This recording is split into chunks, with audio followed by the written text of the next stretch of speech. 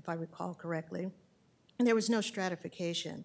And so I'm wondering if the effect, the crowding out effect, varies according to socioeconomic status. Yeah, that's a great question, and it's something that I'm really interested in. And unfortunately, in this study, we just don't have the sample size to be able to, look at effects differently across different demographic groups. What we're starting to do, actually, in some related work, is to just look at, do people respond to incentives differently? And we do see these types of effects that you're saying, where people who are poorer or less educated respond in different ways to incentive programs than people who are, wealthier or have more education.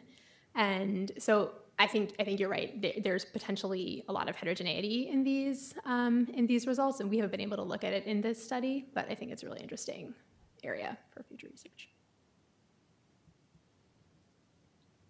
We have a minute. Maybe just to follow up, did you have a chance to study?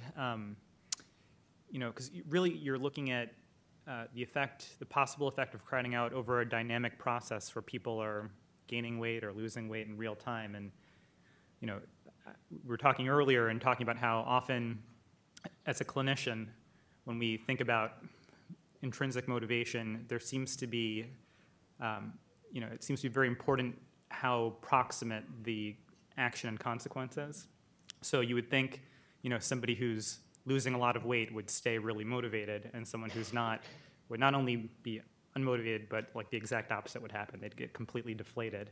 And did you have an opportunity to look at that? Yeah, so again, unfortunately, it's the same issue where we just don't have the sample size to, be powered to look at these types of subgroups. And so we did look at it, but we didn't find any differences. And I don't think it's not a real result. It's